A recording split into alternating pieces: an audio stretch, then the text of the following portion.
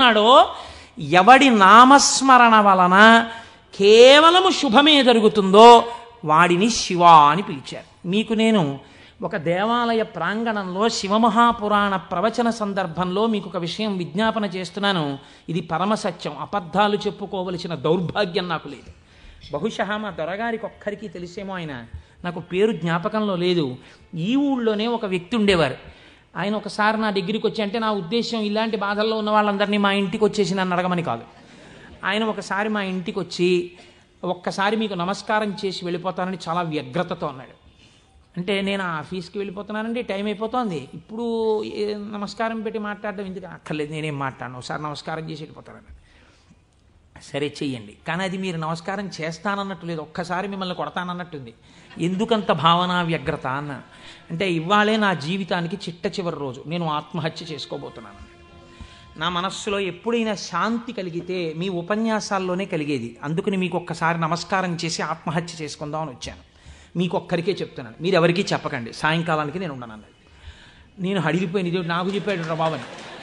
అది నేను తర్వాత ఎడతాను ఆఫీస్కి, అవసరమైతే హాఫ్ డే సీఎల్ ఎడతాను, కూర్చోండి అని కూర్చోబెట్టాను. అంటే బాబోయ్ ఇలా మా ఇంటికి వచ్చేయమని కాదుమండి.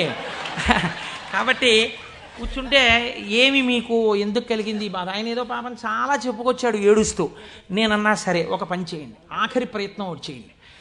మీరు దీక్షగా 42 రోజులు శివాలయానికి ఎవ్వరికీ చెప్పద్దు.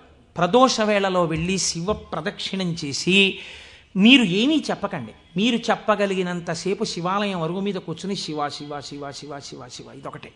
ఒక 42 రోజులు ఈ దరిద్రాన్ని, మీ కష్టాలని అనుభవించి చూడండి అన్నాను. మీరు నమ్ముతారా? ఆ వ్యక్తి నా దగ్గరికి వచ్చి నా జీవితంలో ఆశించని రీతిలో నా జీవితానికి ఒక కొత్త మలుపు తిరిగిందండి, నేను వరంగల్ వెళ్ళిపోతున్నాను, నేను సెటిల్ అయిపోతున్నానని చెప్పాడు. ఆ వ్యక్తే నాకు ఈ మధ్యనే మళ్ళీ ఫోన్ చేసి, కోటేశ్వరారు ఇప్పుడు నేను ఎంత ఆనందంగా ఉన్నానోనండి, ఒక్కసారి మీరు ఏమైనా వరంగల్ వస్తారేమిటండి ఉపన్యాసాలకి, మీ దర్శనానికి వద్దాం అనుకుంటున్నాను, నేను కూడా కాకినాడ అన్నాడు. అయ్యా మీరు ఎప్పుడైనా కాకినాడ ఇప్పుడు అక్కర్లేదు, ఎప్పుడో తర్వాత వద్దురు కానీ, నేను వరంగల్ ఇప్పుడు మాత్రం రావట్లేదు, నేను వరంగల్ వస్తే చెప్తాను, అప్పుడు మీరు నా దగ్గరికి వద్దురు కానీ తప్పకుండా దర్శనానికి అన్నాడు. కళ్యాణి అందులో అంటారే, ఏతి జీవంతిమానందో నరం వర్ష శతాదపి అంటుంది సుందరకాండ. 100 ఏళ్ళు బతికిన వాడు శుభాన్ని చూస్తాడు. అందుకే తొందరపడి ఏదో సమస్య ఉందని ఆత్మహత్యలు చేసేసుకుంటాం, ఇలాంటి మాటలు అనకూడదు. కాబట్టి చూడండి, శివుడు ఉద్ధరించగలడు అనడానికి ప్రత్యక్ష ప్రమాణం మనకే ఉంది కదా. శివం అంటే మంగళం, శోభనం, శ్రేయస్సు, కళ్యాణం. ఏ శుభము నీకు కావాలన్నా శివానుగ్రహముగానే వస్తుంది. శివానుగ్రహము కలిగితే నీ ఇంట సర్వమంగళములు జరుగుతాయి. అందుకే శంకర భగవత్పాదాచార్య స్వామి శివానంద లహరిలో ఒక మాట అంటారు, అసలు శివ నిన్ను చూసి ఏదేదో అనుకుంటుంటారు, అసలు నీ స్వరూపం ఒక్కసారి ఆలోచించు. కరస్తే హేమాద్రౌ గిరిశ నికటస్తే ధనపతౌ గృహస్థే స్వర్భూజామరసురభి చింతామణిగణే శిరస్థే సీతాంశౌ చరణయుగళస్తే అఖిల శుభౌ కమర్థం దాస్యేహం భవతు భవదర్థం మమ మనః అంటారు. శంకర నాకు శుభం ఇయ్యని అడగడానికి నీకు నేనేమి ఇచ్చివను? కరస్తే హేమాద్రౌ, ఒక చేతిలో నువ్వు మేరు పర్వతం బంగారు కొండ పట్టుకున్నావు, బంగారు కొండే నీకుంది, ఇంకేమివ్వను? గిరిశ నికటస్తే ధనపతౌ, గిరిశ ఓ శంకర నీ పక్కన నవనిధులకు అధిపతి అయిన కుబేరుడు ఇలా నిలబడ్డాడు. నువ్వు ఎప్పుడు కుబేరా కొంచెం ఏమైనా 2 రూపాయలన్నా ఏంటి అనలేదు. ఆయనే ఎప్పుడు ఏమైనా అడుగుతావేమోనని ఇలా నిలబడ్డా, ఆయన కోరిక తీరలేదు. గిరిశ నికటస్తే ధనపతౌ, కుబేరుడు నీ పక్కన ఉన్నాడు. గృహస్థే స్వర్భూజామరసురభి చింతామణిగణే, నీ ఇంట కల్పవృక్షాలు, కామధేనువులు, చింతామణులు రాసులు పోసి ఉన్నాయి. ఎన్ని కామధేనువులో, ఎన్ని కల్పవృక్షాలో, చింతామణులతో గోడలు కట్టారు నీ ఇంట్లో. పోన్లేవయ్యా ఇవన్నీ ఉన్నాయి, కానీ నీకేదో మోక్షం ఇస్తాను, నీకేమైనా అనారోగ్యం వస్తే తగ్గిస్తానడానికి నీ యొక్క శిరస్సు మీద సీతాంశు చంద్రబింబం ఉంది, చంద్రరేఖ ఉంది, కాబట్టి మోక్షం ఇచ్చే అధికారం నీకుంది. ఇంకా నీకు నేనేమివ్వను? నాది నాది అన్నది ఒక్కటి ఉంది నా దగ్గర, నీది కాదని నా దగ్గర ఉన్నది అన్నది ఏమిటో తెలుసా? కమర్థం దాస్యేహం భవతు భవదర్థం మమ మనః. నాది అని అస్తమానం నన్ను బంధనంలో పడేసే ఈ మనస్సు నీకు ఇచ్చేస్తా, బుచ్చేసుకో. ఏదో రకంగా ఆయన పాదాల దగ్గర చేరడానికి శంకరాచార్యులు వారు మన కోసం చేసినటువంటి శ్లోకం కమర్థం దాస్యేహం భవతు భవదర్థం మమ మనః మమ అన్న చోట నేను అన్న శబ్దం శంకరాచార్యుల వారి కోసం అండి. ఆయన అపరశంకరుడు, మన కోసం. ఇది జగద్గురువుల యొక్క కారుణ్యం. కనుక అటువంటి శంకరుడికి మీరేమి ఇవ్వాలి?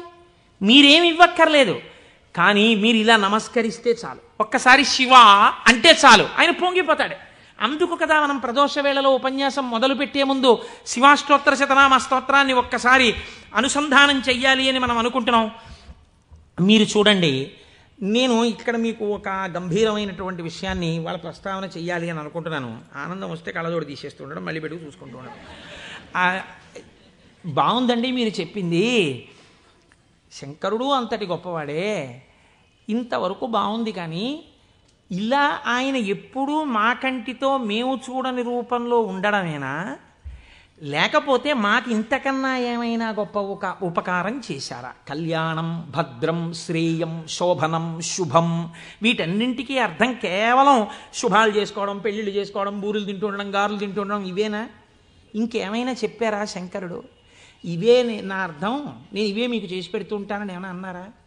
దీన్ని మీరు చాలా జాగ్రత్తగా గంభీరంగా పట్టుకోవాలి. మీరు ఇది పట్టుకునే ప్రయత్నం చేస్తే శివపురాణం విషయంలో మీకు ఒక గొప్ప అవగాహన ఏర్పడిపోతుంది. కాబట్టి చెవులు రిక్కించి చాలా జాగ్రత్తగా వినే ప్రయత్నం చేయండి. కదిలినటువంటి శివుని యొక్క స్వరూపాన్నే నటరాజమూర్తి అని పిలుస్తాం. ఎదర వ్యాఖ్యానం పురాణంలో వస్తుంది, అప్పుడు నేను నటరాజ తత్వం గురించి, చిదంబరం గురించి చెప్తాను. అప్పుడు విందురు. కానీ ఇప్పటికొకటి తెలుసుకోండి, తనలో తాను రమించిపోతున్నటువంటి శివుడు అలలు లేని సరస్సు. కాబట్టి తనలో తాను రమిస్తుంటాడు, కదలిక ఉండదు. ఇప్పుడు అదే శివుడు సృష్టికర్త, స్థితికర్త, ప్రళయకర్తగా ఉన్నాడు అనుకోండి, కదులుతూ ఉంటాడు. ఈ కదిలినప్పుడు నటరాజు నాట్యం చేస్తుంటాడు. నటరాజు సృష్టి స్థితి ప్రళయకర్త అయి నటిస్తున్నప్పుడు పక్కన దగ్గరగా ఎవరైనా నిలబడతారా? నిలబడి అలా చూస్తూ సంతోషపడిపోయే వాళ్ళు ఎవరైనా ఉన్నారా నటరాజుని? శ్రీ మహావిష్ణువు అంతటి వారు అసుర సంధ్య వేళలో మధ్యలో వాయిస్తూ ఉంటారు, శంకరుడు నాట్యం చేస్తుంటే. కాబట్టి ఉట్టిన ఏమీ చేయకుండా స్పెక్టేటర్స్ పాస్ అని చెప్పి ఏమైనా ఇస్తారా? రేపాక సుబ్బారావు సూర్యకళామందిరానికి ఇచ్చినట్టు ఇస్తే వెళ్ళి కూర్చున్న పాస్ పట్టుకుని మొదటి వరుసలో చాలా దగ్గరగా ఉట్టిన ఏ సహాయం చేయకుండా ఇలా చేతులు కట్టుకుని అబ్బా చాలా బాగా చేస్తున్నారండి అని ఇలా సంతోషంగా చూసేవాళ్ళు కూడా ఎవరైనా ఉంటారా సభలో? అంటే శాస్త్రం అంది ఇద్దరున్నారు, ఇద్దరే చూస్తారు. అలాగా మిగిలిన వాళ్ళందరూ నటరాజ తాండవమునందు సహాయం చేస్తుంటారు. ఆ ఇద్దరెవరో తెలుసా? ఒకరు వ్యాఘ్రపాదుడు, ఒకరు పతంజలి. వీళ్ళిద్దరే చూస్తూ ఉంటారు. వ్యాఘ్రపాదుడి యొక్క శరీర అధోభాగం పులిగా ఉంటుంది, పతంజలి యొక్క శరీర అధోభాగం పావుగా ఉంటుంది. పతంజలి ఆదిశేషుని యొక్క అంశ. ఈ పతంజలి వ్యాకరణానికి మహాభాష్యం చేశారు. ఈ పతంజలి 1000 నాలుకలతో సమాధానం చెప్పేవారు. ఒకానొకసారి ఈ పతంజలి మహర్షి దగ్గరికి 1000 మంది శిష్యులు వచ్చి, అయ్యా మీ దగ్గర మేము వ్యాకరణం నేర్చుకోవాలనుకుంటున్నామని అడిగారు. పతంజలి మహర్షి అన్నారు, సరే మీకు 1000 మందికి నేను నేర్పుతాను ఏకకాలంలో. ఎవరు ఏ స్థాయిలో ఉన్నారో ఆ స్థాయిలో పాఠం చెప్పేస్తాను. మీకు ఉదాహరణకి వ్యాకరణం అంటే కొద్దిగా సంగీతంతో పోల్చండి. కొద్దిగా అమరిక కోసం సంగీతం నేర్పేటప్పుడు బాగా కీర్తనల్లోకి వచ్చేసిన వాళ్ళకి, ఇంకా సరిగమ పదనిసల్లో ఉన్న వాళ్ళకి, from the lowest string to the highest string కలిపి కూర్చోపెట్టి సంగీతం నేర్పడం కుదరదు. ఎందుకనంటే ఎవరికి వాళ్ళకే టైం ఉండాలి, వాళ్ళ స్థాయికి తగినట్టు వాళ్ళకి చెప్తూ ఉండాలి. వ్యాకరణ మహాభాష్యం చెప్పేటప్పుడు 1000 మంది 1000 రకాలైన ప్రశ్నలు వేస్తారు. 1000 మందికి ఒకేసారి జవాబు చెప్పాలి. కాబట్టి ఇప్పుడు తాను ఎలా చెప్పాలి? తాను ఆదిశేషుడు కనుక శేషాంశతో చెప్పాలి, 1000 నాలుకలతో చెప్తాను. కానీ 1000 నాలుకలతో చెప్పినప్పుడు ఒక ప్రమాదం ఉంది. శేషాంశతో ఉంటాను, దానిలో విషపు గాలి కూడా వస్తుంది, ఎదురుగుండా కూర్చున్నవాడు బూడిదైపోతాడు. కాబట్టి తెర అడ్డం కడతాను. ఇది చిదంబరంలో జరిగిందండి యథార్థంగా. నేను ఒక తెర అడ్డం కట్టి లోపల నేను కూర్చుంటాను, మీరు బయట కూర్చోండి. మీరు ప్రశ్నలు అడుగుతూ ఉండండి, నేను చెప్పేస్తుంటాను 1000 నాలుకలతో. ఒక్క నియమం, 1000 నాలుకలతో నేను కష్టపడి 1000 మంది శిష్యులకు సమాధానం చెప్పడానికి కూర్చుని ఉండగా ఎవడైనా సరే నేను పాఠం పూర్తయిందనే లోపల లేచి వెళ్ళిపోతే వాడు బ్రహ్మరాక్షసుడైపోతాడని చెప్పి శాపం పెడుతున్నానన్నారు. 1000 మంది శిష్యులు కూర్చున్నారు. కొంతమందికి అసలు ప్రారంభంలోనే అనుమానాలు ఉంటాయి. అలాంటి వాళ్ళు కూడా ఉంటారు. ఇప్పుడు ఇది మోక్షద్వారం, ఇందులో దూరితే మోక్షం వస్తుంది అన్నాం అనుకోండి, ఇది ఎవరు పెట్టారండి అంటాడు. వెంటనే వాడు వచ్చాడు. అసలు ముందు తెలుసుకోవడం కన్నా అనుమానాలు ఎక్కువ. అక్కడే పతనం ప్రారంభం. విన్నదాన్ని మననం చేసి దీన్ని మనం ఎంత అనుష్ఠానంలోకి తెద్దామని చూడకుండా మనం ఎన్ని అనుమానాలు ఇందులో తెచ్చేసుకుందాం అనేటప్పటికీ ఎప్పటికీ ఆగవు, మీకు ఎప్పటికీ ఆగవు అనుమానాలు. ఇప్పుడు ఏమైపోయింది, ఇందులో ఒకటికి అనుమానం వచ్చింది. ఏమిటో వెళ్ళిపోతే బ్రహ్మరాక్షసుడు అంటున్నాడు. ఈ మాట వినగానే అసలు నాకు తోచడం మానేసింది. అసలు ఈయన మొదలెట్టే లోపలే కాసేపు బయటికి వెళ్ళి తిరిగి వస్తే మనశ్శాంతిగా ఉంటుంది. పాఠం మొదలెట్టే లోపల వచ్చేద్దామని ముందే వెళ్ళిపోయాడు ఆయన.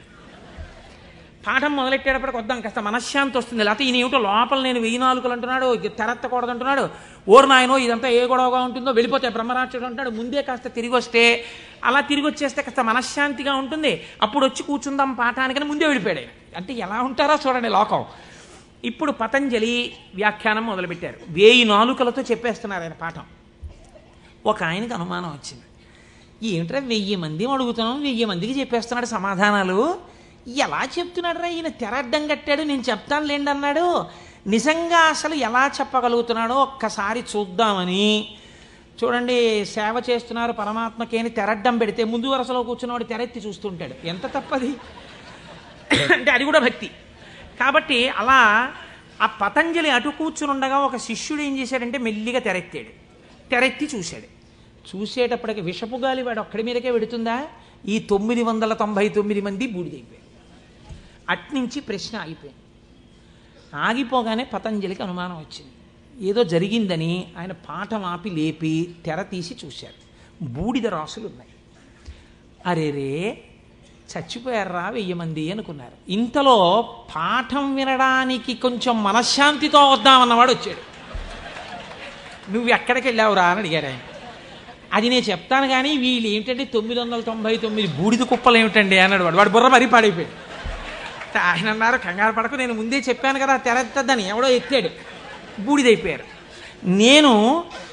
నువ్వు మాత్రం ఒక్క శిష్యుడు మిగిలావురా, మీకు 1000 మందికి పాఠం చెప్తానన్నాను, కనీసం ఒక్కడే మిగిలావు, నీకు చెప్తాను పాఠం అన్నారు. వాడు అడిగిపోయాడు. అయ్యి బాబోయ్ పాఠమే అని. ఇప్పుడు పతంజలి అన్నారు, నీకేం చెప్పను, కంగారు పడకు, నీకు నేను అనుగ్రహించేస్తున్నాను. నీకు వ్యాకరణం అంతా భాషించేసింది, నీకు వచ్చేసింది వ్యాకరణ భాష.